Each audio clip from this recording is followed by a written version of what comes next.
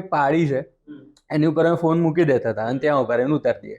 પણ અમુક વાર એવું કે આમાં શું કમાવાનું, પૈસા કમાવાના, કે આમાં શું મળશે તમને, કે આવી રીતના જાડીઓમાં જઈને વિડીયો બનાવો? એટલે ગાંધીનગરમાં આવ્યા પછી મારો પહેલો મિત્ર બન્યો હોય તો એ છે નિશાંત.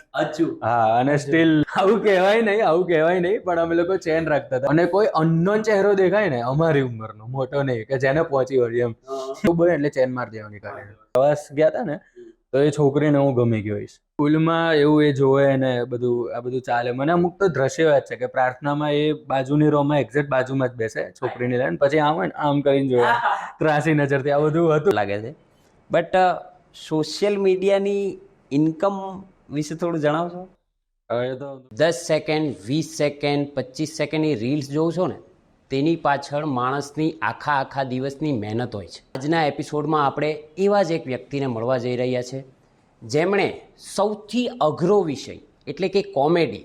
તમે કોઈને રડાવી શકો આરામથી, તમે કોઈને ઉદાસ બી કરી શકો આરામથી, પણ કોઈને હસાવવું એ તો શ્રી પ્રભુ શ્રી રામનો હાથ હોય ઉપર તો જ હસાવી શકો.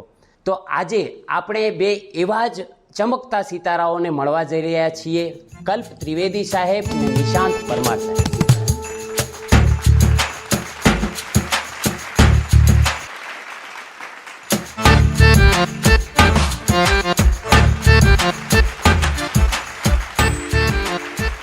સાહેબ, આટલે સુધી પહોંચ્યા તમે, ઘણા પડાવો પાર કર્યા, ઘણી ઊંચ નીચ આવી હશે. અમારા શોનો એક પહેલો ફિક્સ ક્વેશ્ચન જ હોય છે કે કેવો રહ્યો સફર આપનો? સફર બહુ જ સરસ રહ્યો. ઉતાર ચઢાવ બધું જ આવે, ઓબ્વિયસલી એ તો કોઈ પણ સફરમાં આવે, ખાલી મારી પર્ટિક્યુલર વાત નથી. અને ખાસ કરીને કહું ને તો સ્ટ્રગલ વધારે રહ્યું અને અમુક ખરાબ એક્સપિરિયન્સીસ વધારે રહ્યા સારા કરતાં. ઓલમોસ્ટ 2011 કે 12માં મેં એવું સપનું જોયું હતું કે એક્ટર બનવું છે, અને ખાસ કરીને એક્ટર કરતાં તો મને એવું હતું કે ફેમસ થવું છે, ઓનેસ્ટલી સ્પીકિંગ. તો પછી પેલું હોય ને કે ખબર ના હોય કે આ શરૂ કરવા માટે ક્યાંથી કરવું, શું કરવું, કયો રસ્તો. પણ પછી માની તો લીધું જ તું કે ફેમસ થવાનું છે અને એક્ટર જ છીએ, ભલે નહોતું આવડતું એક્ટિંગ કરતાં. એટલે જે તે સમયે નાના વિડીયોઝ બધા શરૂ કર્યા બનાવવામાં. 2013 કે 14ની વાત છે, યુટ્યુબ માટે, અને ભાઈ પણ સાથે હતા એમાં. હા, અને પછી 2014 કે 15માં કોલેજમાં એડમિશન લીધું અને ત્યાં મેં એવું ફેલાવી દીધું હતું કે ભાઈ એક્ટર એમ. એટલે લોકો તો માનતા જ હતા. અને પછી કેવું થયું કે પેલું યુથ ફેસ્ટિવલ આવે ને તો એમાં પછી આવ્યા કે ભાઈ જેને ડ્રામામાં પાર્ટ લેવો હોય તો તમે નામ લખાઈ શકો છો. એટલે આપણે લખાઈ તો દીધું, આપણને ખબર નથી આપણે શું કરીશું. અને પછી જે ફેકલ્ટી હોય શીખવાડવા માટે આવે તો એ આવ્યા, એમણે સરસ મજાનો એક રમલી કરીને એક સ્કીટ હતી તો એ કરાવ્યું, અને એમાં અદ્ભુત અભિનય મેં કર્યો એવું હું પણ માનું છું અને એવું એમણે પણ માન્યું. એટલે અમારી સ્કીટ પતી ને, અમારી સ્કીટમાં 8 કે 9 કેરેક્ટર્સ હતા. તો એમાંથી મને અને એક ભાઈ હતા, અમારા બંનેનો અભિનય એમને કંઈક વધારે જ ગમ્યો. તો એમણે અમને ઓફર આપી કે મારું પોતાનું એક નાટક છે તો તમે એમાં કેરેક્ટર કરશો, અભિનય કરશો. એટલે અમે કીધું 100%. એટલે પછી ત્યારથી શરૂઆત થઈ મારી જર્નીની. તો એ નાટક કર્યું ને પછી એના પછી 2-3 નાટક જ કર્યા, અને પછી હું ચઢી ગયો યુટ્યુબમાં. અને હું અને નિશાંતભાઈ સાથે એક ચેનલ ચાલુ કરી હતી, કલરિયા ગુજ્જુ કરીને. તો એમાં અમે વિડીયોઝ બનાવતા અને મીનવાઇલ ઓડિશન્સ ને એવું આપતા રહેતા. તો જે કડવો અનુભવ છે એક ઓડિશનમાં જ થયો હતો. બહુ આપણે ડિટેલમાં નથી જવું, પણ સમજો કે ફિક્સ હતું. અચ્છા. લાઈક લોકો દૂરથી આવે હતા, રાજકોટ, સુરતથી ઓડિશન આપવા માટે અમદાવાદ, એવી આશાથી કે કંઈક મળશે કામ. અને એ લોકોએ ઓડિશન્સ પણ લીધા, પણ પાછળથી ખબર પડી કે બધું ફિક્સ જ હતું. ઓડિશન ખાલી બતાવવા માટે લીધા હતા, એ એમનો જે પણ પ્રશ્ન હોય. તમે બંને ગયા હતા એ ઓડિશન? હા, હું પણ ગયો. સાવધાન ઇન્ડિયા કે એવું કંઈ આવે છે ને, ક્રાઇમ સિરિયલ, હશે, એના ઓડિશન હતા. તો પછી આગળ પછી એવી રીતે થયું કે નવસર્જન એકેડમી કરીને હું શોધી લાવ્યો અમદાવાદમાં, કે જ્યાં અભિનય શીખવાડે છે. પછી અમે એડમિશન લીધું, મેં અને નિશાંત બંને જણાએ. ફ્રેન્ડ હતો ઉદિત. હા, ઉદિત પણ હતો એક ત્રીજો મિત્ર. તો ત્યાં કેવું થયું કે અમારું ત્યાં જવું અને સમર વેકેશન પડવું. એટલે ત્યાં પાછું કેવું હોય કે સમર વેકેશનમાં એ લોકોની કંઈક અલગ એક્ટિવિટી હોય. GMDC ગ્રાઉન્ડમાં કોઈ ફંક્શન થાય છે તો એમાં ડાન્સ કરવાનો હોય કે આ રીતનું. તો અમારું એડમિશન લેવું, વેકેશન પડ્યું ને અમને નાખી દીધા ડાન્સમાં. ડાન્સ. જે આપણો વિષય જ નથી. અરે બાપરે. બરાબર છે. તો ડાન્સમાં નાખી દીધા એટલે આ ભાઈ તો રફુ ચક્કર થઈ ગયા કે ડાન્સ ના આવડે. બધા પેલા ઉદિત ને બધા, અને પાછું હતું કપલ ડાન્સ. અરે બાપરે. પેલું ગીત છે ને મોહબ્બત બરસાતે ના, હા, તો એમાં છોકરો છોકરી એટલે થોડું શાય પણ મને પણ ફીલ થતું. એટલે આ ભાઈએ તો કલ્ટી મારે કે હું તો હું નીકળી જ ગયો. હા, અને હું ને ઉદિત રહ્યા. પછી ડાન્સ નો ડાઉટ સારો કર્યો તો અમે, એટલો ખરાબ નતો કર્યો. શું વાત એટલે છે. પછી અમે પૂછ્યું કે એકચ્યુઅલી અમે એક્ટિંગ શીખવા આવ્યા છીએ અને તમે આ ડાન્સ ને બધું, ત્યારે અમને કીધું કે અત્યારે એક્ટિવિટીઝમાં આ જ રહેશે, સમર વેકેશન છે, કે વેકેશન પતશે પછી એક્ટિંગ શીખવાડવાનું શરૂ થશે. તો વી વર વેરી એક્સાઇટેડ, અને પછી ઓલમોસ્ટ વેકેશન પતી ગયું અને 10-15 દિવસ નીકળી ગયા, પણ ત્યાંથી કોઈ અપડેટ નહીં કે તમારે આ તારીખથી હવે ક્લાસ ચાલુ થાય છે એમ. તો અમે કોલ કર્યો તો જે ત્યાં એક્ટિંગ શીખવાડતા હતા, જે ચંદ્રકાંતભાઈ નામ હતું એમનું, તો એ બીમાર હતા, હોસ્પિટલાઇઝ હતા, એટલે કે એમને સારું થાય પછી આપણે કન્ટિન્યુ ક્લાસ થશે. તો અમે રાહ જોતા હતા, અને પછી અનફોર્ચ્યુનેટલી એવા સમાચાર આવ્યા કે ચંદ્રકાંતભાઈ દેવલોક પામી ગયા. એટલે ત્યાં તો હવે તો કઈ રહ્યું જ નહીં ને એમ. એટલે અમે પણ ક્વિટ કર્યું. પછી મેં અને જે મારા મિત્ર હતા એમણે પછી પાછું એ સિરીઝ યુટ્યુબ ને એ બધું ચાલુ, બરાબર છે. અને meanwhile I was giving auditions અલગ અલગ જગ્યાએ. તો એમાં પછી એક ફિલ્મનું ઓડિશન આપ્યું અને હું સિલેક્ટ થયો, વિચ વોઝ લવ લગન ને લોચા. તો એની અંદર હતો મારો નાનકડો રોલ. આમ નાનકડો નહીં, આમ તો થ્રુ આઉટ મૂવીમાં હતો હું. તો એ ફિલ્મ કરી, અને કડવો અનુભવ પહેલો ત્યાં જ થયો મને, પણ એ શેર નથી કરવો મારે. એટલે ઇટ્સ નોટ કઈ બીભત્સ કે એવું નથી, પણ એમાં શું છે પછી નામ બોલવું પડે વ્યક્તિનું ને એ બધું જરૂરી નથી, કારણ કે એ વ્યક્તિ બી નોન છે ઇન્ડસ્ટ્રી. એક મારો પર્સનલ ક્વેશ્ચન હતો કે આ ઇન્ડસ્ટ્રીમાં જે લોકો જાય છે, કાસ્ટિંગ કાઉચનો શિકાર બને છે લોકો? લોકોનું ઓનેસ્ટલી સ્પીકિંગ મને ખબર નથી, પણ મને એવું થયેલું છે એક વખત. એ પણ હું આગળ કહેવા જ જતો હતો હવે, સો લેટ મી કન્ટિન્યુ. તો એ ફિલ્મ મળી મને, એ ફિલ્મ કરી મેં. એના પછી મને બીજી ફિલ્મ મળી યુવા કથા કરીને, જે અનફોર્ચ્યુનેટલી રિલીઝ નથી થવાની કોઈ કારણોસર. તો એ 2 ફિલ્મ કરીને પછી તો ઓડિશન્સ આપતા પણ સિલેક્ટ ના થતા. ક્યાંક આપણી કળા પેલી કાચી પડી હોય, કે ક્યાંક ફિક્સિંગ હોય, કે બધું વાઇસે વર્સા જેવું છે, બંને બાજુ કંઈક તકલીફ હોય. પછી થિયેટર કરવાની મને પાછી ઈચ્છા થઈ, જે મેં શરૂઆત જ્યાંથી કરી હતી. તો પછી જે હું કોલેજમાં ભણતો હતો, જ્યાં યુથ ફેસ્ટમાં મેં જેમાંથી પાર્ટ લીધો, તો એ કોલેજ મેં ડ્રોપ આઉટ કરી જાતે જ. પછી મેં ફરીથી એડમિશન લીધું BA વિથ ડ્રામામાં, કે જ્યાં અભિનય શીખવાડે તમને. તો ત્યાં ગયા, ત્યાં ભણ્યો હું, વર્ષ ભણ્યો. પછી એ પણ મેં ડ્રોપ આઉટ કર્યું. એ પણ મારા પર્સનલ રીઝન્સ હતા. તો ત્યાં એ જે 1 વર્ષ ભણ્યો ને, એમાં મને એક્ઝેક્ટલી ખબર પડી કે અભિનય શું છે. કે જે હું અત્યાર સુધી કરતો હતો એ હું એવું માનતો હતો કે તુર્રમ ખાન છું એમ, હું તો એક્ટિંગનો, પણ એકચ્યુઅલી એવું નહોતું. ઉપાસના સ્કૂલ ઓફ પરફોર્મિંગ આર્ટ્સ, ત્યાં મેં એડમિશન લીધું. ત્યાં જઈને ખબર પડી કે આપણે હજી શૂન્ય છીએ. અચ્છા. બધા ઘણા ધુરંધરો પડ્યા છે. હા. તો પછી ત્યાં અભિનય વિશે ઘણું બધું શીખ્યો હું, અને ત્યાં મેં નાટક ઘણા કર્યા. અને પછી મારું કમર્શિયલ નાટક પહેલું કહી શકાય લવ લગન ને લોચા નહીં, sorry, love is equal to question mark, એટલે પ્રેમ એટલે કે શું એમ.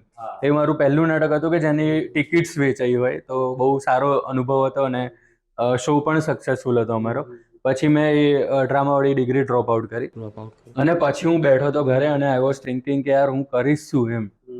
લાઈક હું બધું ડ્રોપ આઉટ જ કરું છું એમ. તો મારે કંઈક તો એવું કોન્ક્રીટ ડિસિઝન લેવું પડશે એમ. અને હવે કશમાં જીવી રહ્યો તો ડ્રોપ આઉટ કરે 10 દિવસ જેવું થયું હશે. અને આ ભાઈ મને એવું કીધું કે આપણે ભાઈ ટિકટોકમાં ચાલુ કરીએ વિડીયો બનાવવાના. અને ઓનેસ્ટલી કહું, મને ટિકટોકથી એટલી નફરત હતી. અરે બાપરે. મને એવું કે ક્રિન્જ છે આવું, લાઈક આમાં સ્કોપ બી નથી એક્ટિંગ કરવાનો, લાઈક જે મંચ ઉપર કરવા મળે.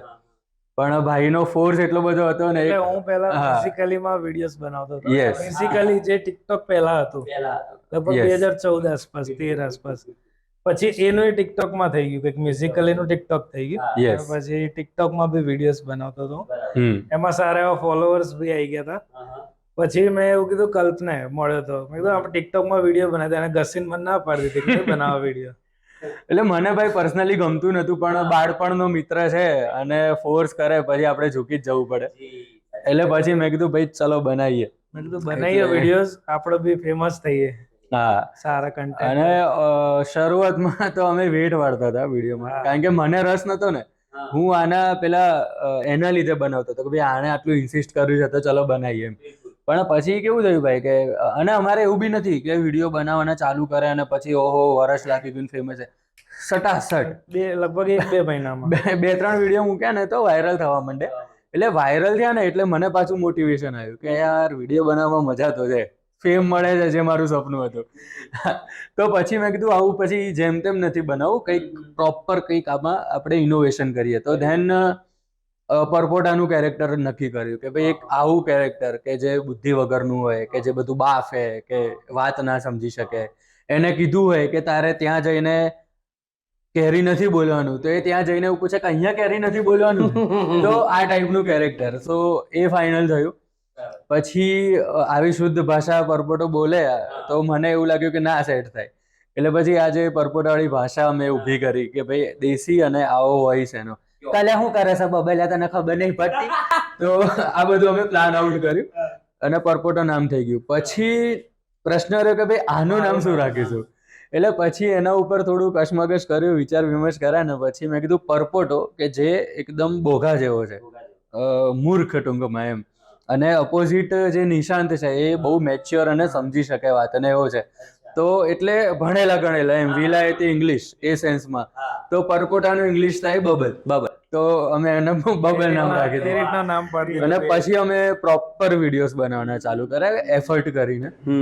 અને એ ટાઈમે લાઈક અમે જોડે એવા બી પૈસા નતા કે અમે ટ્રાયપોડ લાવી શકીએ. જે હતો એ ખાલી ફોન જ હતો. તો કદાચ તમે જૂના વિડીયોઝ મોસ્ટલી જોયા છે ને તો પાછળ ગ્રીન બેકગ્રાઉન્ડ હશે, ઝાડ અને એવું. તો એ કેવું છે, અમારા સેક્ટરમાં એક પાડી છે, એની ઉપર અમે ફોન મૂકી દેતા હતા અને ત્યાં ઉપર એને ઉતારી દઈએ. તો અમારા એવરી વિડીયો એટલે હું માનું ત્યાં સુધી 500 થી 700 વિડીયો તો એવા હશે કે જેમાં એ જ બેકગ્રાઉન્ડ હશે, જાડીવાળું. અને ફેમસ થતા ગયા અને સરસ ગુજરાતે જે પ્રતિસાદ આપ્યો છે લોકોનો આગળ આવીને, અને શ્રીરામની કૃપા થઈ બિલકુલ. અને બહુ સારા એવા અમે ફેમસ થયા. અને પછી સરસ બધું ગ્રો થતું રહ્યું જીવનમાં અને આજે અહીંયા સંવાદમાં બેઠા છીએ સંવાદ કરવા માટે. તો આવી કંઈક જર્ની હતી. બબલભાઈ, દરેકની પર્સનલ ચેલેન્જીસ હોય છે દરેકના. તો ભાઈએ એમની જર્ની તો કીધી, મોસ્ટલી તમે એમની સાથે જ, બટ છતાં બી કંઈક અલગ હોય છે જે ઘણીવાર ફેમિલી તરફથી ના પાડતા હોય છે. જ્યાં સુધી આપણે સાબિત ના કરીએ ત્યાં સુધી સમાજ કંઈ ને કંઈ કહેતો હોય છે. તો એમાં શું કહેવું તમારું? ના, મને તો ફેમિલી વાળાનો સપોર્ટ હતો.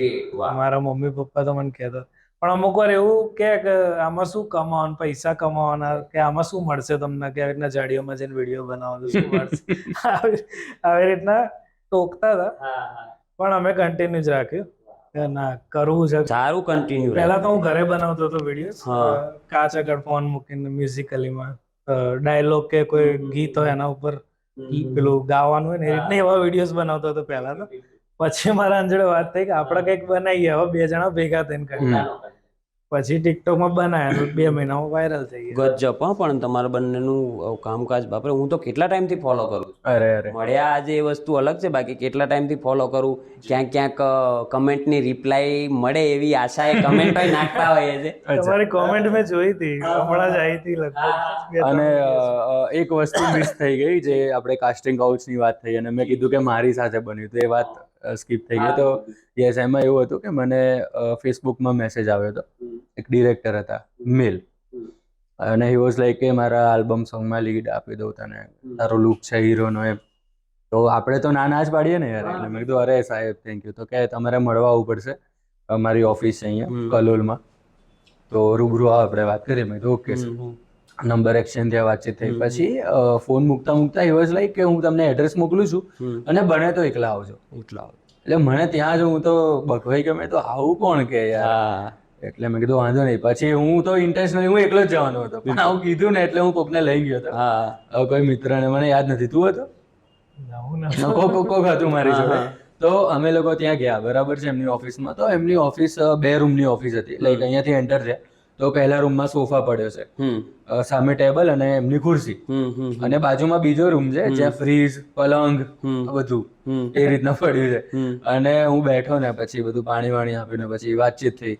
તો એ કહે કે રોલ ભાઈ તરત એ રીતે ના મળે, બરાબર છે, તું કોઈ એવો નોન ફેસ નથી, પણ કે તારો લુક છે, પણ કે ચાન્સ તો મળવો જોઈએ ને. ચાન્સ હું તને આપું, બરાબર. પણ કે તારે મારી જોડે કોમ્પ્રોમાઇઝ કરવું પડે. મેં કીધું વોટ? તો કે મારી જોડે કોમ્પ્રોમાઇઝ કરવું પડે ને. He was showing his hand towards the bed. અને ફ્રેન્કલી મેં ગાળો દીધી હતી બધી મોટામાં મોટી જે આવડતી હતી જેટલી ને. આવડતી. હા, મેં કીધું ભાઈ પહેલી વાત કે તારા આ ક્લિયર હતું કે આ રીતના જ રોલ આપવાનો છે, તું મને ફોનમાં કે ભાઈ તો હું આવું જ નહીં. આવું જ નહીં. બરાબર છે. અને પછી એ માણસને એટલી શરમ નથી આટલી ગાળો સાંભળ્યા પછી પણ કે હવે હું બંધ થઉં અને સોરી કહું કે whatever. He was like કે તો 1 લાખ રૂપિયા આપવા પડે, સેક્રિફાઈસ કોમ્પ્રોમાઇઝ ના કરવું હોય તો 1 લાખ આપતો પણ લીડ આપી દો. મેં કીધું મારે લીડ જોઈતો જ નથી. જોઈતું જ નહીં.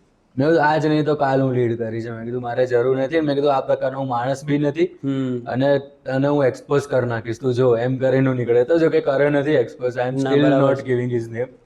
નહીં, એ વસ્તુમાં તમે ટાઈમ ના બગાડ્યો એ તમારી કદાચ આટલી સક્સેસનું રીઝન છે.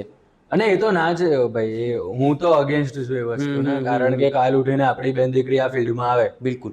અને એમને કોઈ એવું કહે કે કોમ્પ્રોમાઇઝ કરો અને આપણે આ બધું કરતા હોઈએ, અનફોર્ચ્યુનેટલી ધારો કે કર્યું, તો આપણે ઇનડિરેક્ટલી વસ્તુને બઢાવો આપી રહ્યા, આપણે એને સ્ટોપ કરવાની વાત છે. એટલે મારા ધ્યાનમાં આવું કઈ આવે તો હું તો અવાજ ઉઠાવું છું. ના, સાચી એ ખોટી વસ્તુ છે. સાચી વાત છે. આ તો સર તમારા સફરની વાત થઈ.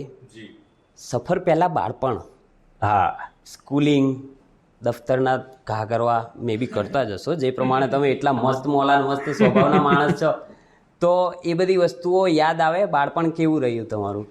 બાળપણ તો એવું અદ્ભુત રહ્યું છે. હું છે ને પહેલા ગાંધીનગર નતો રહેતો, હું આણંદની બાજુમાં એક ગામ છે વડોદ, ત્યાં રહેતો હતો. એટલે પછી ગાંધીનગર મને આયા પછી હું કોઈને ઓળખતો જ નતો મારા ફેમિલી મેમ્બર સિવાય. એટલે ગાંધીનગરમાં આયા પછી મારો પહેલો મિત્ર બન્યો હોય તો એ છે નિશાંત. હા, અને steel going on till the and. Yes. તો અમે લોકો મારો ફર્સ્ટ ફ્રેન્ડ છે, એટલે સૌથી વધારે એ જ મને ઓળખે છે કે શું છે આનો સ્વભાવ, ક્યારે શું બોલે બધું. અને મિત્રતા તો કેવી રીતે થઈ હતી મને એક્ઝેક્ટલી યાદ છે કે મને નવી નવી સાયકલ લઈ આપી હતી કે એવું કંઈક હતું. અને હું આટા મારું હવે એકલો હોઉં તો કોને ઓળખતો એમ. અને આ ભાઈ આયા ત્યાં સાયકલ લઈને અને હું ઊભો તો. અમારા સેક્ટરમાં એક ચબૂતરો છે, એક જગ્યા છે ત્યાં. તો આવે ને પછી આના શબ્દો મને એક્ઝેક્ટ યાદ છે, એને નથી યાદ. મને કહે ભાઈબંધ નવો રહેવા આવ્યો છે? મેં કીધું હા ભાઈ. કઈ બાજુ રહે છે? મેં કીધું આ પેલું ફલાણી લાઈન. તો કે કાલથી આવી જશે કે આટલા વાગે સાયકલ ચલાવવા. એટલે હું બીજા દિવસે પહોંચી ગયો અને પછી તો જે મિત્રતા વિફરી છે અમારી, ડેસ્ટિની મળ્યા. પણ હા, અમારી સ્કૂલ અલગ, અમારા ટ્યુશન્સ અલગ, બધું જ અલગ, પણ તોય અમે જોડે ને જોડે. અને ઘણી બધી મેમરીઝ બી છે અમારી, બહુ જ બધી. એકાદ બે અમને બી જણાવો કોઈ એવી શેતાની મેમરી. પણ અમારી એ મેમરી છે ને એ લોકો રિલેટ નહીં કરી શકે એવું છે. અને એક છે ને એ તો થોડું સાયકોગીરી કહેવાય કે અમને લોકોને એવું હતું કે ભાઈ આ સેક્ટર આપણા બાપનું છે એમ, કે અહીંયા કોઈ આવું ના જોઈએ. તો અમે લોકો આવું કહેવાય નહીં, પણ અમે લોકો ચેન રાખતા હતા સાયકલની સીટની નીચે. અને કોઈ અનનોન ચહેરો દેખાય ને અમારી ઉંમરનો, મોટો નહીં કે જેને પહોંચી વળી એમ, તો એને ઉભો રાખીને પૂછીએ કે ભાઈ ઓ કેમ અહીંયા ક્યાંનો છે? એટલે કે હું ફલાણા સેક્ટરનો, અહીંયા નહીં આવવાનું, અમારા બાપનું છે. તો કોઈ બી ગુસ્સે થઈને જ કહેવાનું છે કે ભાઈ કેમ તારા બાપનું છે નહીં આવવાનું, એટલે અને એવું બોલે એટલે ચેન મારી દેવાની કાઢે. અમે લિટરલી આવું કરતા હતા. બહુ ઓછો ટાઈમ પછી બુદ્ધિ આવી કે આ કરાય બી નહીં અને આપણા લાઈનના બી નથી. અને બીજું કે પેલી ઉડતી વાત બી પહોંચે ને ઘરે કે તમારા છોકરાઓ તો લુખવાટ કરે છે, એટલે ઘરેથી બી થોડું સેમ ચેન થી પડે પાછી. એક્ઝેક્ટલી. એટલે આવું બધું આ બહુ ખરાબ પણ મેમરી છે અમારા માટે. મોજીલું રહ્યું બાળપણ કે આવું બધું કરતા. પછી એક મેમરી એવી છે કે જે પેલા તમાકુના ડબ્બા આવે ખબર છે, તો એમાં વચ્ચે કાણું પાડવાનું, એમાં નાડું ભરાઈને ગાંઠ મારી દેવાની. પછી એને સાયકલનું જે કેરિયર હોય ને ત્યાં કરીને નીચે ચેનનું એક હોય ત્યાં ગોળ ફેરીને પાછું ફીટ બાંધી દેવાનું. એમાં પાણી નાખી દો ને થોડુંક, અને પછી સાયકલ જેટલી સ્પીડમાં ચલાવો ને એ સાયરન વાગે પો કરીને. એ બહુ કર્યું, એ અમે બહુ કર્યું છે, બહુ જ. પછી એક વસ્તુ એવી કરી હતી, 1-2 વાર જ કરી હતી. એક ઓળખીતા હતા, એટલે ઓળખતા હતા કે આ ફલાણા વ્યક્તિનું ઘર છે એમ. તો એના ઘર આગળ જવાનું, રાત્રે બૂમ પાડીને પછી દૂર રહીને બેસી જવાનું, પછી જોવાનું બહાર શું થાય છે, શું કરે છે. પાછી બૂમ પાડીએ. પછી છે ને ખબર પડી ગઈ, કોક 5-6 વાર રિપીટ કરો પછી તો ખબર પડે ને કોકને. છુપાઈને જોયું, અમે તો ભાગીને બેસી ગયા. એ ભાઈ ઉતરીને સીધા અહીંયા આવીને કે શું છે બોલો. કાકા સોરી, અમે મસ્તી કરતા હતા, હવે નહીં કરી આમ તેમ. પછી પેલું શું આપણા પપ્પા ને તો ઓળખતા જ હોય બધા, નિયર બાય રહેતા હોય, એટલે પછી આપણને એ શરમે જવાબ બી દે કે ભાઈ ચલો યોગેશભાઈનો બાબો છે, નિશાંત નરેશભાઈનો બાબો છે, એટલે એમ પછી બચી બી જતા હતા. બાકી તો ઘણી મેમરીઝ છે બહુ જ બધી. આપણે આ પતશે જ નહીં પોડકાસ્ટ જો મેમરીઝ વાત બાળપણમાં કરીશું. જવું છે પાછું પણ આ શક્ય હા, મિસ બહુ કરીએ છીએ, Miss બહુ સિરિયસલી કરીએ મિસ બહુ કરીએ છીએ. કારણ કે એ વખતે પેલું લાપરવાહીથી જીવન જીવવાનું હોય, કોઈ જવાબદારી ના હોય, તો એ એક સમય આખો અલગ હતો. અને એ હું નહીં, અમે બંને નહીં, તમે પણ મિસ કરતા હશો, બધા જ miss કરતા બધા હશે. મિસ કરે. અને પાછું આવે એ શક્ય નથી, એટલે એને શક્ય નથી. વાગોળવું જ રહ્યું આપણે મનમાં. સાચી તમે વાત છે. કરોડો રૂપિયા કમાઈ લો તો પણ બાળપણ બાળપણ જેવું તો- સુખ ક્યાંય નહીં. Yes. એવું કહેવાય. હવે બધું છે પણ એ ટાઈમ નથી, હા. એવી નિખાલસતા બી નથી. આ ફોન નતા ને એ વખતે, ફોન નતા.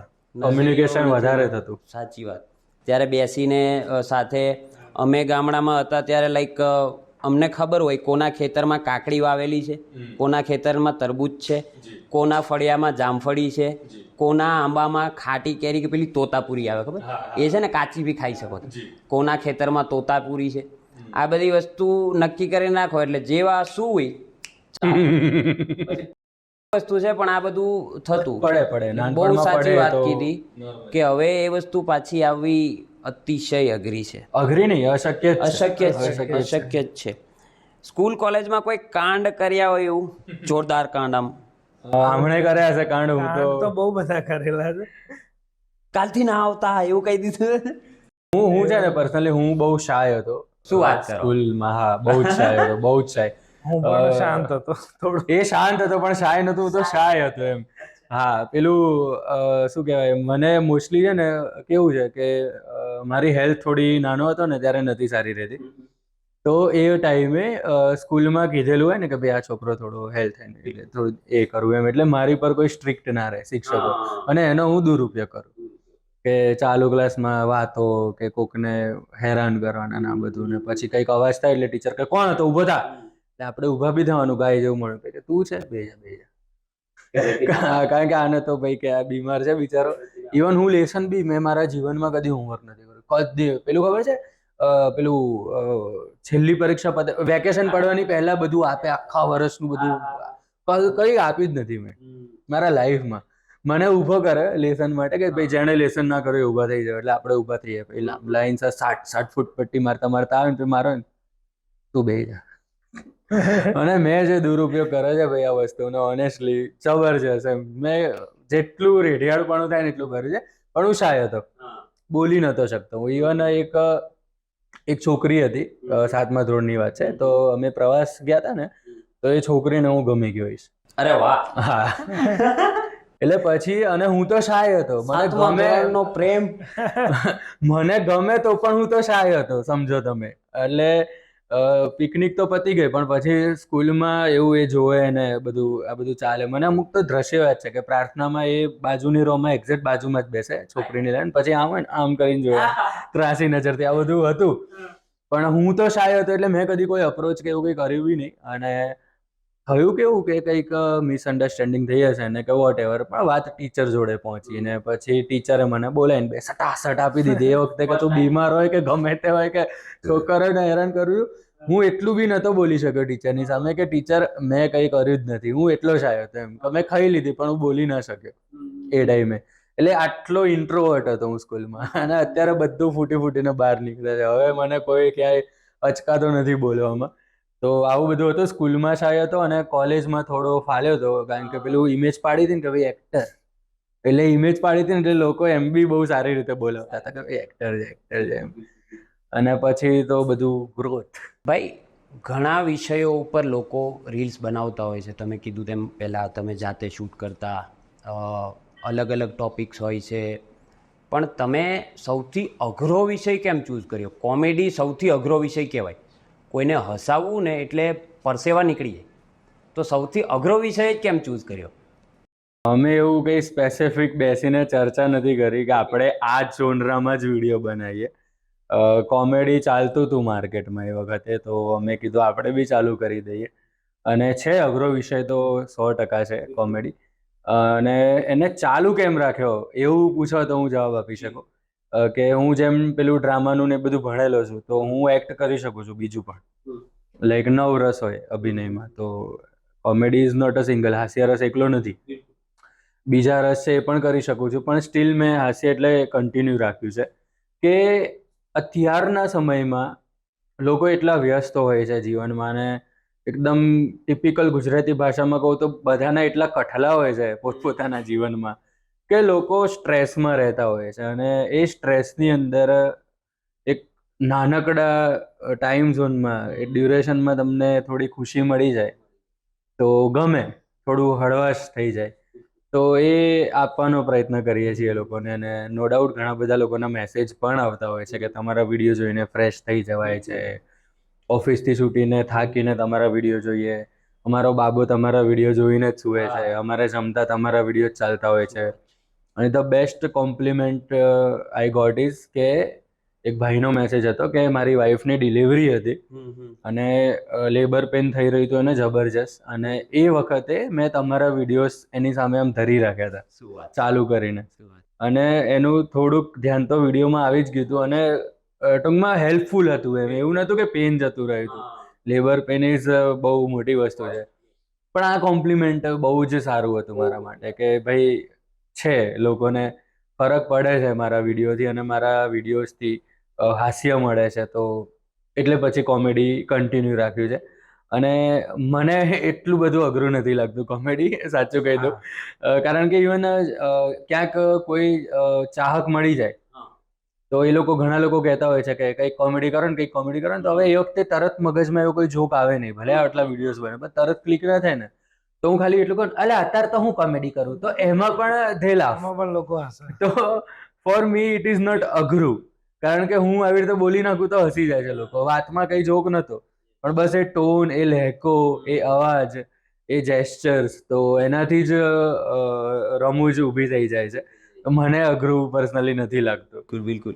નિશનભાઈ, તમે થોડા શાય નેચરના છો, થોડા પેલા ના કે બસ શાંતિ શાંતિ.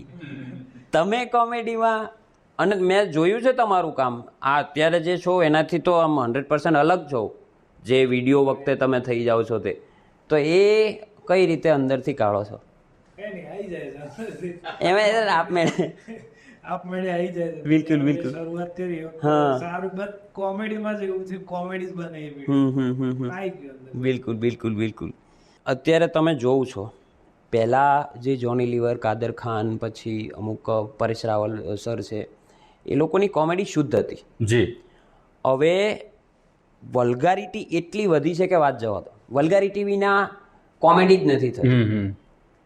એ આ દોર અત્યારે ચાલે છે વલ્ગારિટીનો, પણ તમારી કોમેડી એકદમ જ ઓપોઝિટ છે, શુદ્ધ, દેશી, પ્યોર, નેચરલ.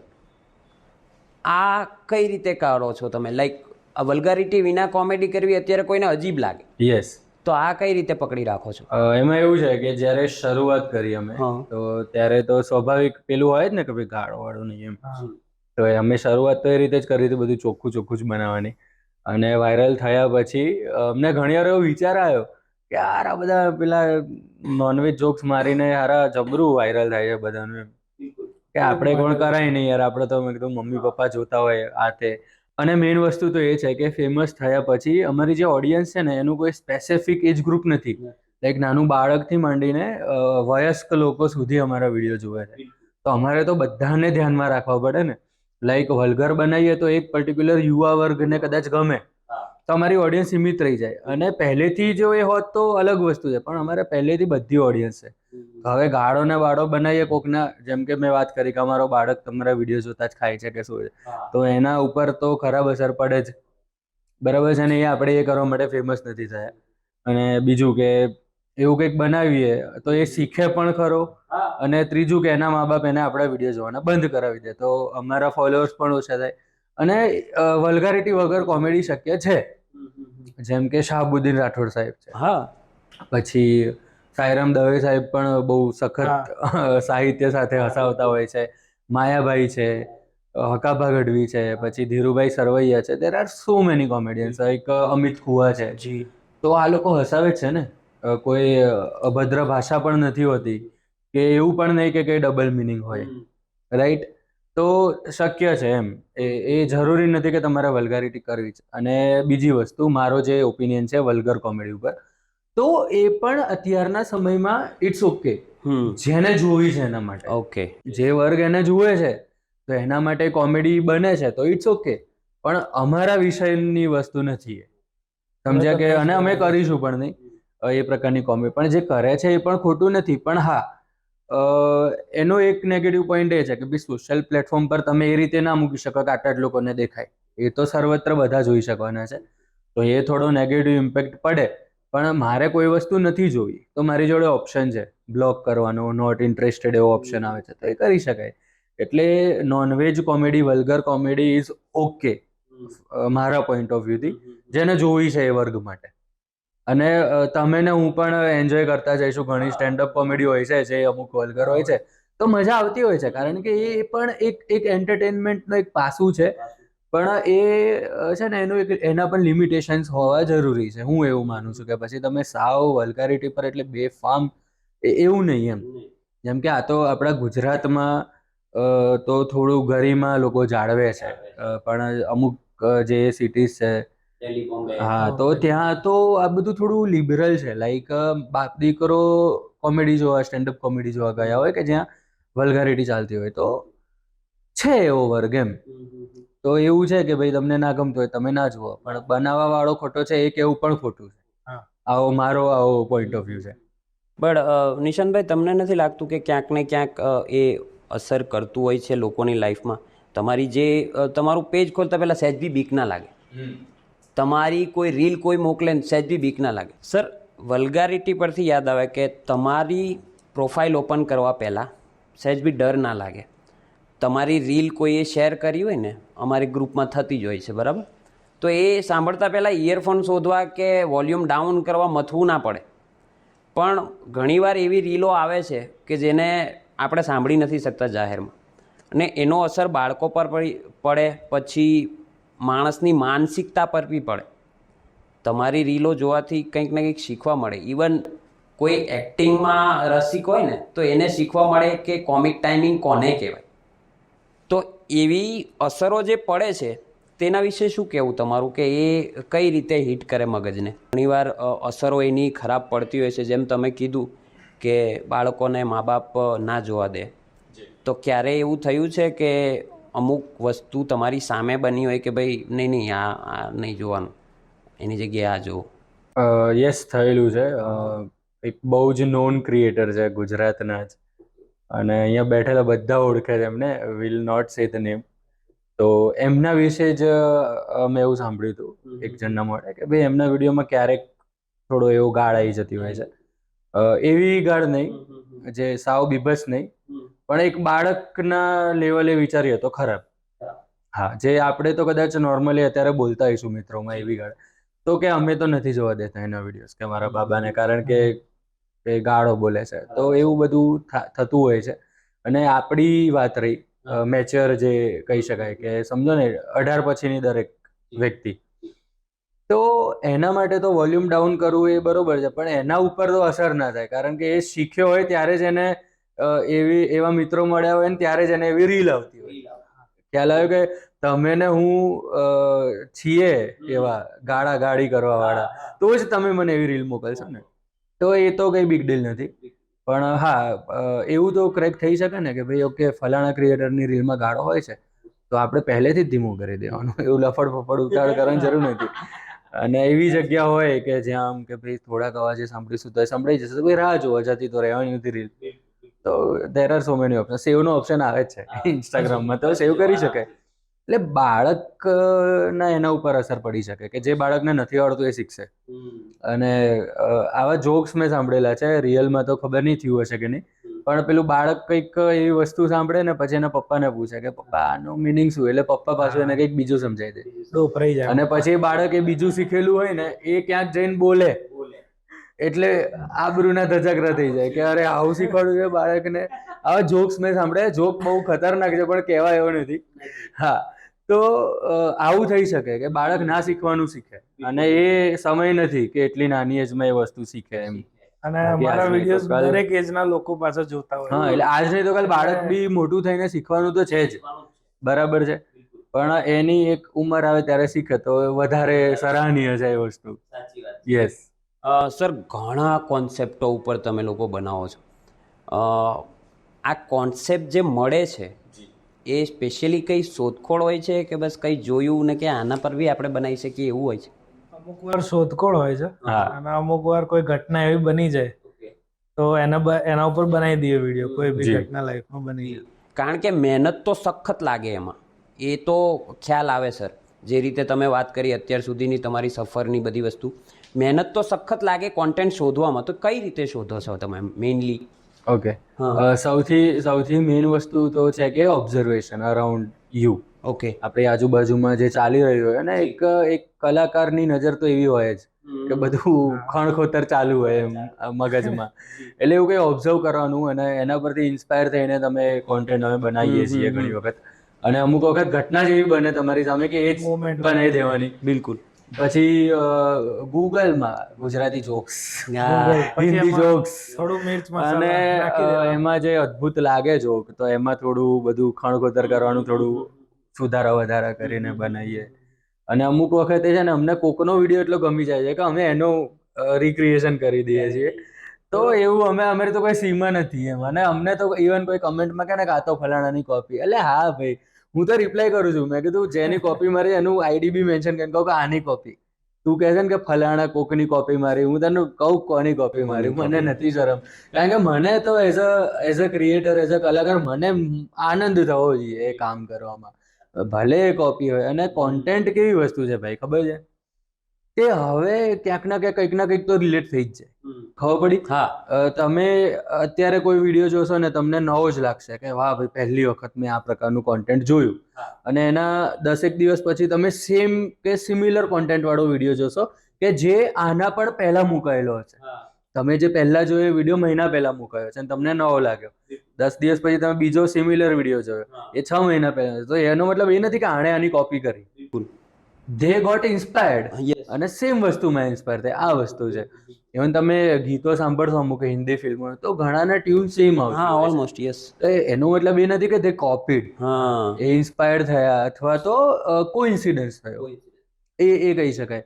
તો અમે તો ગૂગલમાંથી લઈએ જોક્સ ને કોકના વિડીયો રિક્રિએટ કરી દઈએ અને અમારું જાતે હિલાઈએ ને બધું, બધી દિશામાં અમે તો ફેલાયેલા છીએ. સોશિયલ મીડિયા આજકાલ સૌથી વધારે જે રીલ્સ ચાલે છે આફ્ટર ટિકટોક, તમને એ ગ્રોથ દેખાવાનો ક્યારે ચાલુ થયો કે આમ સડન તો કશું જ ના થાય? એક રાતમાં સફળતા અઘરી વસ્તુ નહીં પણ એ ઇમ્પોસિબલ જ છે, કારણ કે એની પાછળ કેટલી રાતોની મહેનત હોય. ત્યારે એક રાતમાં કદાચ મળે બી, ફોલોવર મળે, સફળતા. તો એ ગ્રોથ તમને એવું ક્યારે લાગ્યું કે યસ હવે કંઈક થાય છે? 2018માં. અચ્છા. 2018માં એવું. એટલે જેમ આપણે શરૂઆતમાં વાત કરી કે અમે વિડીયોઝ બનાવવાના ચાલુ કર્યા, પછી બહુ સમય રાહ જોવી નથી પડી, બધું સટાસટ. એટલે પણ જે એની પહેલાની સ્ટ્રગલ તો આઈ ટોલ્ડ યુ કે જ્યારે મેં સપનું જોયું એક્ટર બનીશ ને પછી યુથ ફેસ્ટ ને, બિલકુલ. એ મારી જર્ની કહી શકાય. જી, સ્ટ્રગલ કે 2013 કે 14 થી માંડીને 2018 સુધીનો સમયગાળો વોઝ ઉબડ ખાબડ બધું હતું. અને મીનવાઇલ અમે યુટ્યુબમાં સાથે કામ કર્યું તો એ બધું ઉબડ ખાબડ જ હતું. કેમ? હવે અમને એક્ટિંગ કરવી છે. હવે એવું નથી કે દરેક સ્ટોરીમાં 2 જ પાત્રો હોય, 4 બી જોઈએ, 5 બી જોઈએ. તો એમાં પછી એક્ટરો તો ક્યાંથી લાવવા? હા, તો આપણે ભાઈ બંને ભાઈ બાપા કરવા કે ભાઈ એક આટલું કામ કરે, એને શીખવાડવું પડે. આપણને ના આવડતું હોય હજી તો એટલું બધું આપણે કોકને શીખવાડવું પડે. તો એ બધું સ્ટ્રગલ જબરું હતું. એમ કે પાછા ટાઈમિંગ કે ભાઈ હાર્દિકને કીધું કે હાર્દિક તું આ વિડીયોમાં, તો કે મને 6 વાગે નહીં, કે મારે તો 5 વાગે જ મેળ પડશે. 6 વાગે મારે પહોંચે તો પાછું એના માટે બધું પાછું સેટઅપ અલગ કરવું પડે, બધાને ભેગા કરવા, એ બધું જબરું સ્ટ્રગલ હતું. એમ પછી મેઇન તો એડિટિંગ ફોનમાં કરતા, અને એટલું નોલેજ ના હોય ને એડિટિંગ, તો બધું જેમ તેમ બધું એડિટ. અત્યારે જોવું ને હું જૂના, મને શરમ આવી જાય કે આ શું હતું, એમ એડિટિંગ શું હતું, આ શું હતું. અને આ એક્ટિંગ આ રીતે નહીં, આ રીતે થાય જે અત્યારે આવડે છે, પણ એ વખતે જે કર્યું પણ એ વખતે બેસ્ટ લાગતું હતું. યસ. તો એ બધી જર્ની હતી જેને સ્ટ્રગલ કન્સિડર કરી શકાય. કન્સિડર નહીં, છે જ સ્ટ્રગલ. અને જે ટિકટોકમાં તો શરૂ કરતા ને કરતા જ ગ્રોથ મળ્યો છે, એટલે એમાં બહુ કશ્મકશ થઈ નથી. અને એનું રીઝન એ પણ હોઈ શકે કે એ ટાઈમે 1 કે 2 જ કોમેડી કોન્ટેન્ટ ક્રિએટર હતા ટિકટોકમાં. બાકી most of the people var lip sync, કોઈ પણ ગીત પર બસ લિપસિંગ ને જે હું કરતો હતો પહેલા. તો એ ટાઈમે કોમેડી ક્રિએટરમાં કોઈ કોમ્પિટિશન એટલી બધી નથી. લાઈક 2 કે 3 ક્રિએટર્સ હતા અને દે વર ઓલ્સો ગુડ. અને એક તો નોન હતા બહુ, જે વખતે જ પોપ્યુલર હતા, એટલે એ વખતે અમને એ પણ એક બેનિફિટ મળ્યો બિલકુલ કે કોમેડી ક્રિએટર 2-3 જ છે ને આપણે ચોથાઈશું તો આપણને જોશે જ લોકો એમ. છે જ લોકો. કારણ કે એવું નથી કે બધા 500-600 ક્રિએટર છે અને હા. આપણે આવવાનું છે ને જગ્યા બનાવવાની છે, તો એક એ સાચી વાત. બેનિફિટ પણ રહ્યો. સાચી વાત. અમારી મહેનત પણ રંગ લાવી, નસીબ પણ રંગ લાવ્યું, નસીબ પણ રંગ એટલે બધી દિશામાંથી સારું જ થયું બિલકુલ, એવું બિલકુલ. કહી શકાય, બધા દેવોની કૃપાથી. હા સર, હવે યુટ્યુબ વિડીયો તમારા સાથે જોવા ઓછા મળે છે, કઈ પર્ટિક્યુલર રીઝન? લોકોને જાણવું છે. સી લોકોએ અમને કીધું છે કે આ વસ્તુ પૂછજો, યસ, બરાબર? હા, એનો જવાબ નિશાંતભાઈ બહુ સારી રીતે આપી શકશે. લોકો તમને જોવા માંગે છે ને બહુ સારી રીતે એ વસ્તુને અપ્રિશિએટ કરે છે કે તમે બંને સાથે આવો, તો કેમ હવે વિડીયોઝ ઓછા બને છે? એકચ્યુઅલીમાં પહેલા બનાવતા હતા હા. યુટ્યુબ વિડીયો, કારણ કે પહેલા ટાઈમ બહુ જ હતો મારી જોડે, અત્યારે કલ્પ જોડે તો સેટ ટાઈમ મારી જોડે. અત્યારે મારો બિઝનેસ છે રેડીમેડ ગાર્મેન્ટનો, બરાબર, એટલે હું બિઝનેસમાં ટાઈમ આપું અને બંને મેનેજ કરવા, એટલે યુટ્યુબમાં શૂટમાં 2-3 દિવસ તો થાય જ, કોઈ બી લોંગ વિડીયો બનાવવાનો એટલે બધું સાથે મેનેજ નથી થતું યુટ્યુબ. આ રીલ્સ મેનેજ કરી લઈએ, કન્ટેન્ટ ક્રિએશન, પણ એ મેનેજ યુટ્યુબ નું નતું થતું, એટલે પછી બંધ કર્યું છે યુટ્યુબ હમણાં. એટલે આખો દિવસ જાય શૂટમાં. જે અમારા એડિટર ને સિનેમેટોગ્રાફર હતા અરુણભાઈ, એમની ડેટ મળવી પણ મુશ્કેલ હતી, એટલે બધું જબરું 2-3 દિવસ આખો દિવસ શૂટ ચાલે, અને બજેટ હોય ને બધું, ભૂખ્યા ને તરસ્યા બધું વેફરો ખાઈને આવું બધું ચાલતું હતું. અને પછી પાછું એડિટિંગ માટે બી એમની ડેટ સમય લેવો બહુ મુશ્કેલ છે, અમારા એડિટર જે હતા અરુણભાઈ. હા, અરુણભાઈ બઘેલ. તો એક તો એમની ઓફિસ પર જઈને બેસી રહેવું પડે, 1-2 કલાક બેસી રહીએ પછી તો આપણું કામ ચાલુ થાય. મને અનુભવ છે. તો આ બધું આવું બધું ચાલતું હતું ને પછી આ ભાઈ બિઝનેસમાં લાગી ગયા. એમની શોપ છે કપડાની, ધ લુગડા હાઉસ કરીને, બોસ્કી પ્લાઝા પેથાપુરમાં. તો એ તો સ્વાભાવિક છે, દુકાનમાં તો આખો દિવસ આપવો જ પડે, અને તમે ઓનર છો એટલે તો you have to be there most of the time. એટલે આ તો શક્ય જ નથી કે હવે ટાઈમ આપી શકે. હવે હું એકલો રહ્યો અને બિટ્ટુ અમારી ટીમમાં હતો, જેનિશ ઓસ્ટ્રેલિયા જતો રહ્યો, અને એ ભાઈ જતા રહ્યા ઓસ્ટ્રેલિયા, એટલે હવે હું વધ્યો એકલો. પછી મેં 2 એક્ટર્સ હતા અમદાવાદના, એ લોકોને અપ્રોચ કર્યો અને બધું સારું એવું ટ્યુનિંગ બેઠું અને ચાલુ કર્યું અમે વિડીયોઝ બનાવવાનું યુટ્યુબમાં. પણ પછી આઈ ડોન્ટ નો, એમને ફાવ્યું નહીં કે શું થયું, આઈ ડોન્ટ નો, પણ દે લેફ્ટ. એ કોઈ ચોખ્ખું ના પાડી, દે કેપ્ટ મેકિંગ બહાનાસ કે અરે આવતા સન્ડે તો નથી. પછી 2-3 મહિના ફિલ્ડિંગ ભર્યા પછી મને સમજણ પડી કે અચ્છા લોકો ના પાડવા માંગે છે, અને હું બોલ્યા જ કરું છું. એટલે પછી એ બી જતા રહ્યા. હવે તો ફાઇનલી હું એકલો વધ્યો. એટલે પછી અટેમ્પ્ટ્સ કર્યા, પણ એટલું કંઈ ખાસ વર્કઆઉટ થયું નહીં એમ, એટલે પછી મૂકી જ દીધું. અને પાછું લોકડાઉન બી નડ્યું વચ્ચે, કે ચેનલ સાવ ઠપ થઈ ગઈ. એટલે અત્યારે કેવું છે કે વિડીયોઝના એટલા બધા વ્યૂઝ જ નથી આવતા, કે જે લોકો સુધી પહોંચતો જ નથી. પણ છે ઈચ્છા, આજે જ એકચ્યુઅલી અમે વાત થઈ છે કે વ્લોગ ચાલુ કરી, અને થોડો ઘણો વ્લોગ શૂટ કર્યો છે, હવે જેવો બને એવો પણ ચડાઈ દેવાનો છે. અને હું તમારા પ્લેટફોર્મ, તમારા સંવાદ થકી ચેનલનું નામ બી કહી દઈશ, ટીમ ઇશ્કારા. પહેલા એવું નામ હતું, સોરી, અત્યારે છે પરપોટાની પબ્લિક એવું નામ છે. પરપોટો લખશો તો બી પહેલી જ આવશે ચેનલ, તો સબસ્ક્રાઇબ કરી દેજો. લાઈક, શેર, સબસ્ક્રાઇબ થતું રહેવું જોઈએ. હા, થેન્ક યુ વેરી મચ. હું ખુદ કરીશ પહેલા તો અત્યારે. યસ, તમે અમારી ચેનલ કરો, અમે સંવાદની ચેનલને કરીએ બધું. IPL માં વાયશ્રીની હમણાં એન્ટ્રી પડી છે, team congratulation. Thank you very much. Sir, બહુ જ અંદર દિલથી મજા આવે તમને જ્યારે જોઈએ ને, તમારી કોમેન્ટ્રી સાંભળીએ ત્યારે, કે ઉઠાઈને માર્યો કે કઈ રીતે ત્યાં સુધી પહોંચવાનું થયું?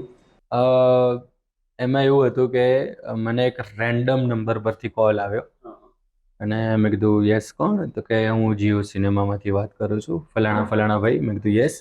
તો કે અમે IPLમાં એવરી વીકેન્ડ સેલિબ્રિટીઝ બોલાવતા આવીએ છીએ, જે એક્ટર હોય, સિંગર હોય, કે કોઈ પણ હોય, નોન વ્યક્તિ, તો કોમેન્ટ્રી કરવા માટે. તો એમાં તમારું નામ અમારામાં શોર્ટલિસ્ટ થયું છે, તો તમે આવશો? મેં કીધું ઓબ્વિયસલી યાર, this is great opportunity for me.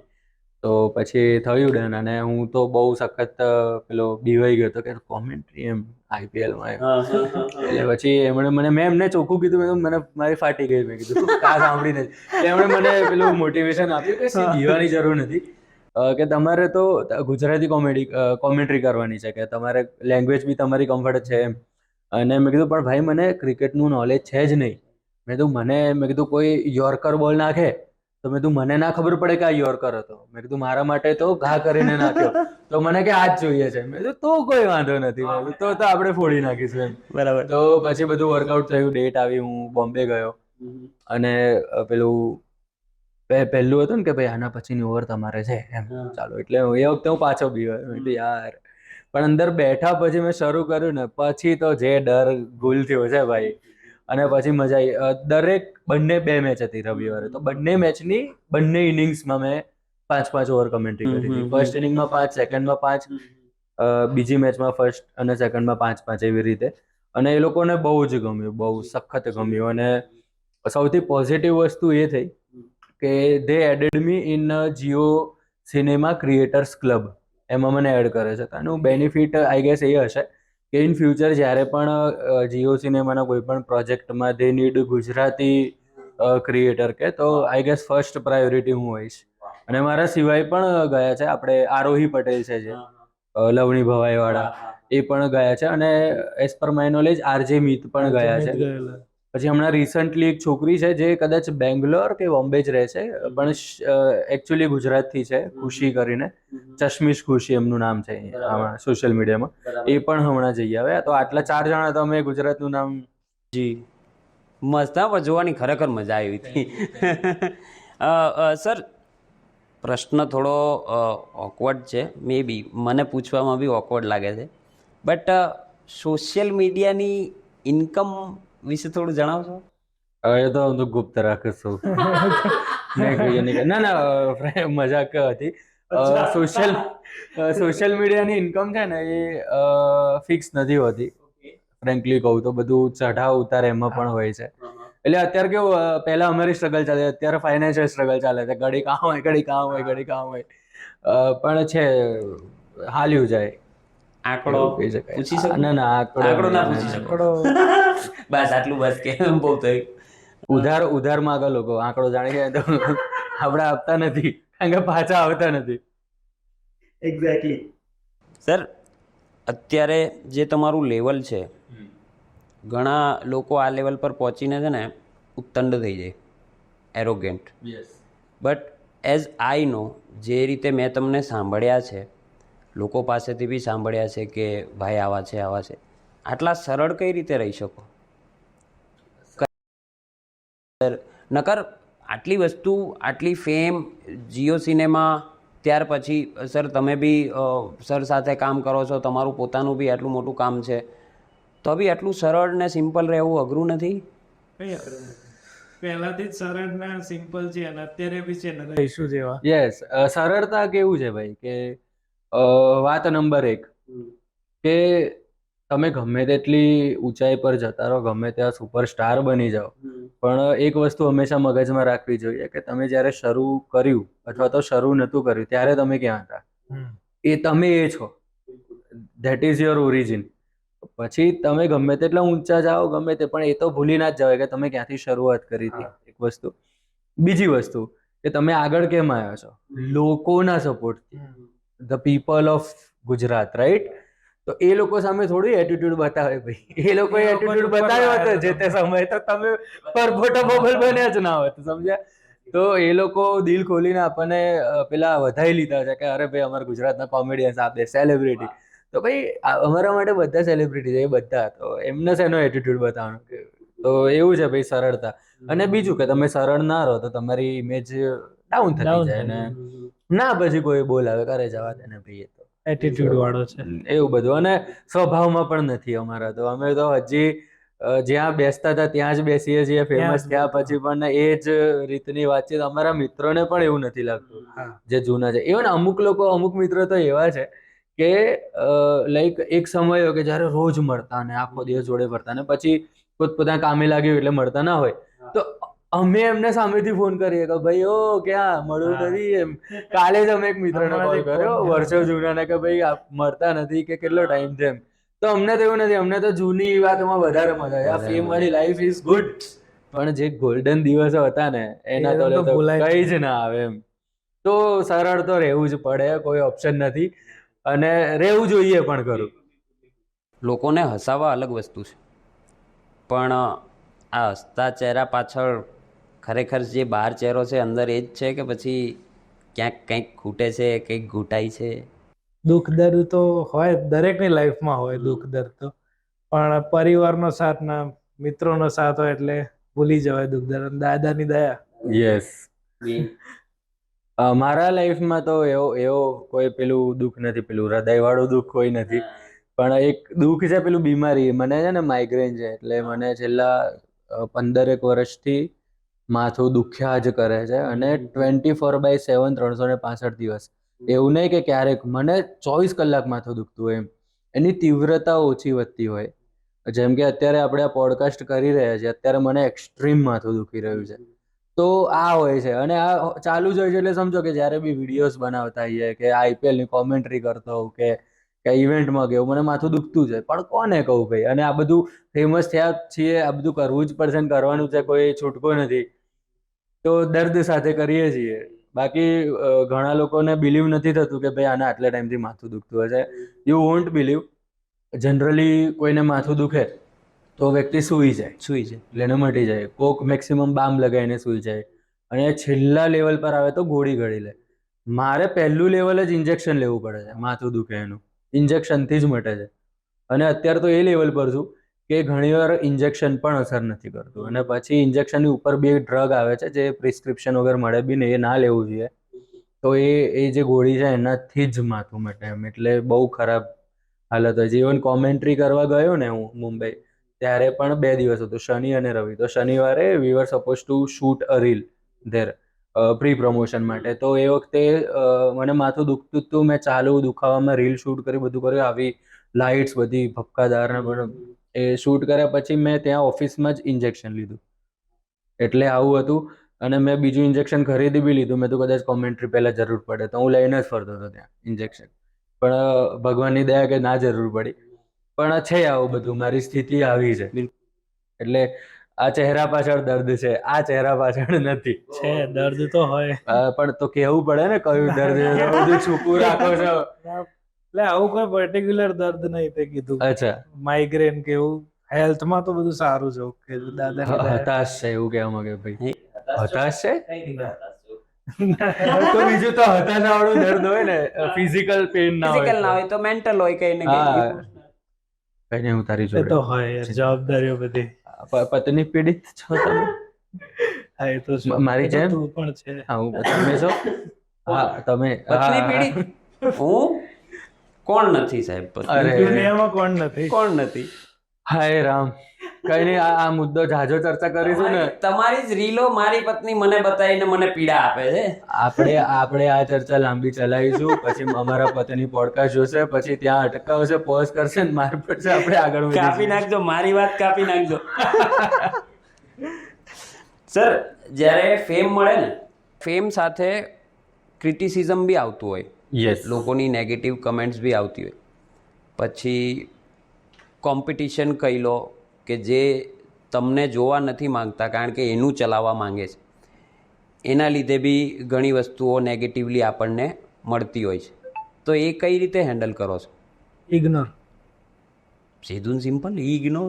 બબલભાઈ ignore કરે છે, હું નથી કરી શકતો. અચ્છા, હા, હું તો રિપ્લાય આપું છું. શું વાત છે? હા, અને મેસેજમાં જઈને બી ખકડાવું છું કે હું ભાઈ, અને હું તો ગાળ બી લખી દઉં છું. કોકે ગાળ લખી હોય ને તો હું ગાળ લખી દઉં છું. હું ના પાડું આને કે આવું ના કરીશ. એટલે મારો પણ એ ભાઈને, એ તો મને ઓળખે ને નાનપણથી, મારો સ્વભાવ એગ્રેસિવ છે. એટલે મારાથી, અને મને કેવું ભાઈ કે મેં તમને કઈ નુકસાન પહોંચાડ્યું હોય તો તમે મને ગાળ દો, હું આમ છાતીથી આમ ખાઈ લઈશ એમ, મને કોઈ શરમ નથી. પણ મેં તમારું કંઈ કર્યું નથી. અને મને છે ને દાજ વધારે ક્યારે ચડે ખબર છે?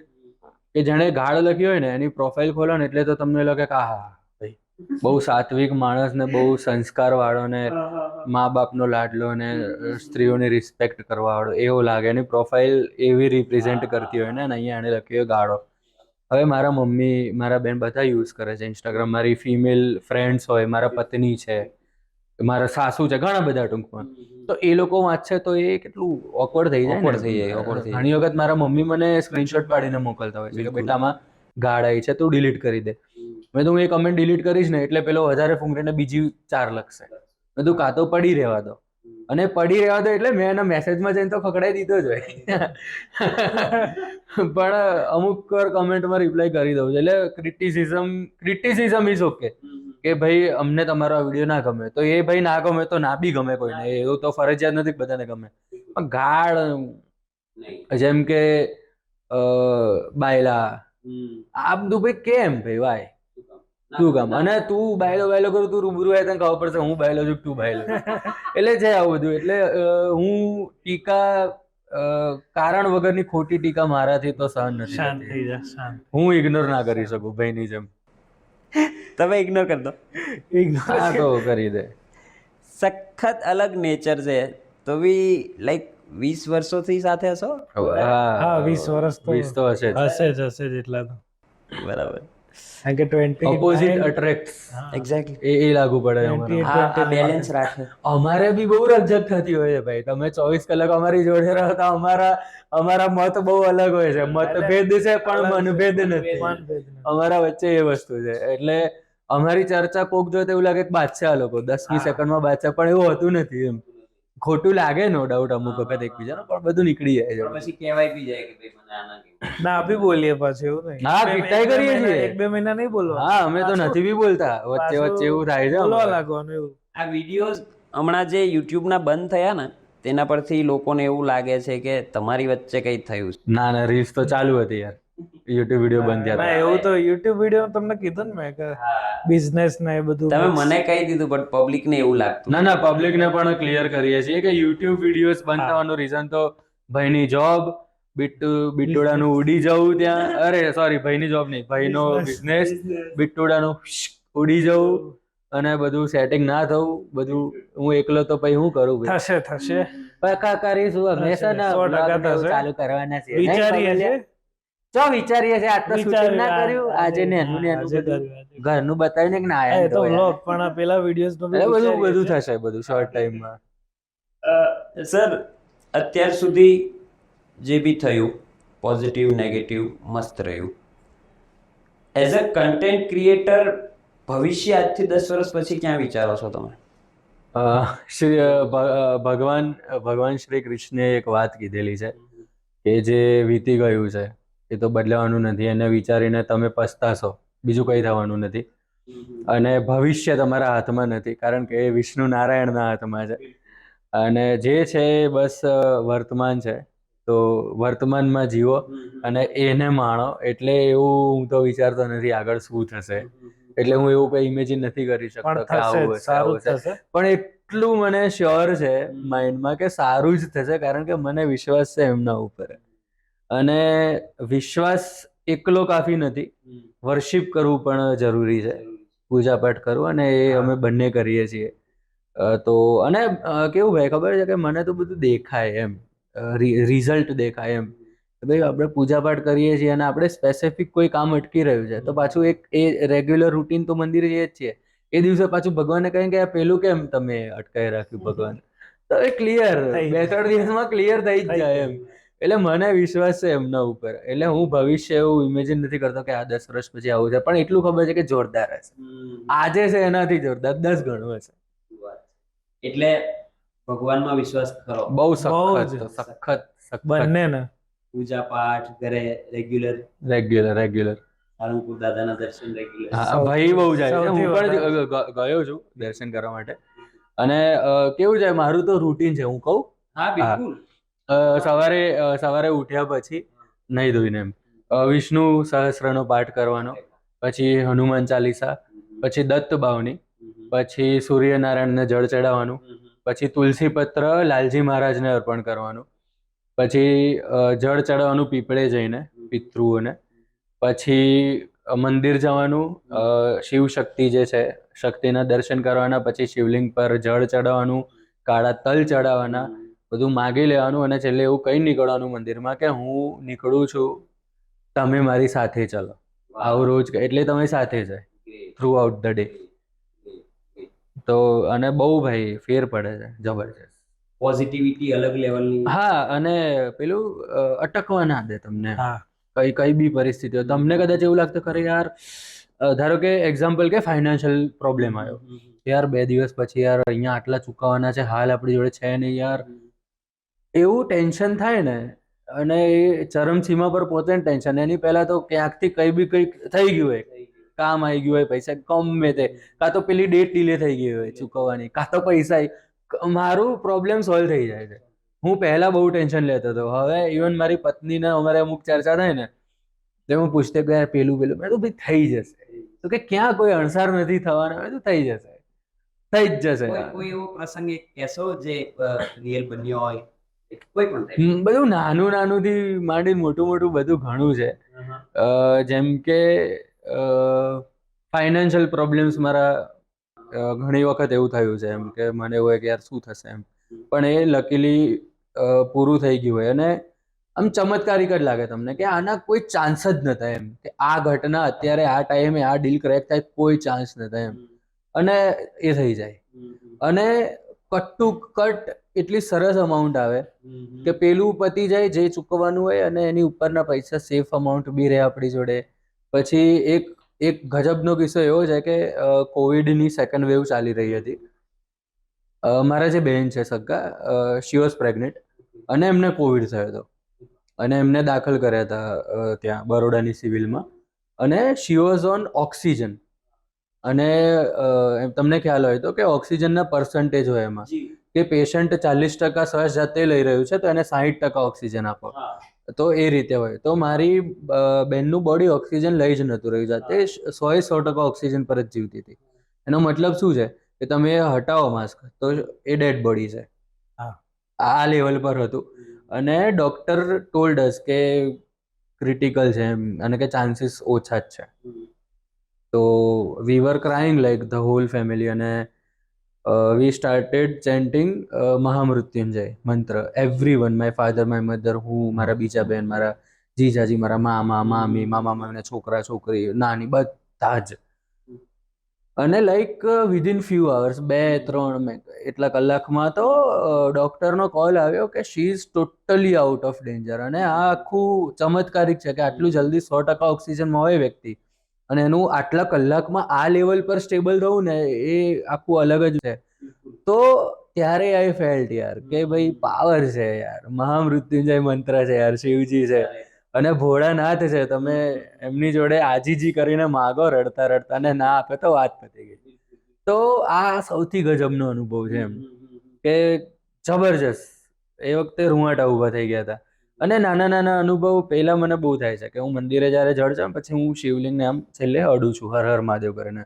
તો so many times I feel કે હું જેવું અડું ને એવું અહીંયાથી કંઈક પસાર થાય, આમ કરંટ જેવું. અને બહુ એ આખું અલૌકિક હોય અનુભવ, શબ્દમાં ના કહી શકાય, એને અનુભવવું પડે, એના માટે આસ્તિક થવું પડે, જે ના માનતા હોય એ લોકોએ. અને છે ભાઈ જોરદાર છે. હજુ બી ઘણા છે એવા નહીં માનતા, પણ તો બી જીવે છે તો નારાયણની મરજીથી છે બધા. શું ફરક પડે નારાયણને કે તમે મને માનો છો કે નહીં? હે, એને એનાથી જ ફરક પડે છે, એને માને છે. બિલકુલ. સર, ફિલ્ડમાં ઘણા લોકો નવા શરૂઆત કરતા હોય છે, થોડા દિવસમાં થાકી જતા હોય છે, અને ઘણા મહેનત કરતા જ રહેતા હોય છે. તમારી એ લોકો માટે કોઈ ખાસ સલાહ, કે કઈ રીતે એ લોકોએ ટકી રહેવું? સલાહમાં એવું છે કે પહેલા તો પોતાની ઉપર રિસર્ચ કરવું કે પોતે શેમાં કેપેબલ છે. ઓકે. જેમ કે અભિનય સારો કરી શકે છે તો એમાં પકડ કયા પર્ટિક્યુલર પેલા ઉપર છે, કે ભાઈ હાસ્ય ઉપર છે, કોમેડી કરી શકો છો, કે તમે કઈ પ્રકારની એક્ટિંગ કરી શકો છો, પહેલા તો એ નક્કી કરવું પડે. બરાબર. પછી તમારી એ સ્કિલ પ્રમાણે તમારે ઝોનરા નક્કી કરવું પડે કે કોમેડી કરવું છે કે પછી આ કરવું છે, મોનોલોગ્સ કરવા છે કે લિપસિંગ કરવું છે, એ ડિસાઈડ કરવાનું. અને પછી સૌથી મેઇન વસ્તુ કે માર્કેટમાં રિસર્ચ કરવાનું કે કેટલા ક્રિએટર્સ છે ને કઈ ટાઈપના કોન્ટેન્ટ બને છે, અને એમાંથી તમારે એવું શોધવાનું કે હું શું અલગ કરી શકું આ બધા કરતા, મારી કઈ વસ્તુ અલગ હોય. એ શોધવાની. બિલકુલ અને મેઇન વસ્તુ તો ઓબ્ઝર્વેશન છે આજુબાજુમાં, અને બિલકુલ ક્રિએટિવિટી તમારી એ તો માણસમાં જ હોય પોતાની. તો આ બધું છે. અને ફોકસ કરવાનું ક્વોલિટી ઉપર, અને ખાસ કરીને સાઉન્ડ ક્વોલિટી ઉપર. અને બીજું શું છે કે શોર્ટ ટાઈમમાં વધારે અને સારું આપવાનો પ્રયત્ન કરવાનો. જેમ કે કોઈ જોક છે, એને સ્ટ્રેચ નહીં કરવાનો કે હું 40 સેકન્ડનો વિડીયો બનાવું તો આ થાય. 10 સેકન્ડમાં પતતું હોય તો 11 નહીં થવા દેવાની. જેટલું શોર્ટ અને વધારે ઇન્ફોર્મેટિવ એટલું વધારે એનો વોચ ટાઈમ, એટલે લોકો જોશે. અને અત્યારે એમ પણ લોકોને 2-3 સેકન્ડ જોવે ને ઇન્ટરેસ્ટ ના આવે ને તો સ્ક્રોલ, આ વસ્તુ તો ચાલે જ છે. તો આ બધું ધ્યાન રાખવું જોઈએ જે નવા આવે છે એમના માટે. અને મેઇન વસ્તુ કે maintain relations with other creators કે જે એમની લેવલ ના હોય, કે જે હજી શરૂઆતમાં જ હોય. અને try to do Kolab non લોકો સાથે કોલાબ કરવાનો, પોતાનું કન્ટેન્ટ શેર કરીને. એ રીતે કરો તો તમને ગ્રોથ જલ્દી મળી શકે, અને લોકો નોટિસ પણ તમને જલ્દી કરે, અને પછી તમારું કામ ગમે તો દે વિલ ફોલો યુ. લોકોને અત્યારે એવું હોય છે કે ફોલોવર્સ જોઈએ, લાઈક જોઈએ. અત્યારે બધાનો માઇન્ડસેટ એવો થઈ ગયો છે કે હું વિડીયોઝ બનાવું તો ફક્ત ફોલોવર્સ અને લાઇક્સ ઉપર ધ્યાન નહીં આપવાનું, તમારા વિડીયો ઉપર ધ્યાન આપવાનું, તમારી એક્ટિંગ ઉપર ધ્યાન આપવાનું. તો લોકો તમને આગળ લાવશે જ. તમારામાં કંઈક હશે તો એ લોકો તમને આગળ, અત્યારે બધાનો પોઈન્ટ ઓફ વ્યૂ આ વધારે થઈ ગયો છે. મારા ફોલોવર્સ આટલા છે, મારા લાઇક્સ આટલી છે, જે ના હોવું જોઈએ. મારું કેવું એ છે. અમે એક રેપિડ ફાયર રાઉન્ડ કરીએ છીએ એપિસોડના એન્ડમાં દર વખતે. તો આપણે સ્ટાર્ટ કરીએ. સર પહેલાં તમે આઈડલ કોને માનો છો? પપ્પા. Very good. સર તમે? પોતાને. અરે વાહ.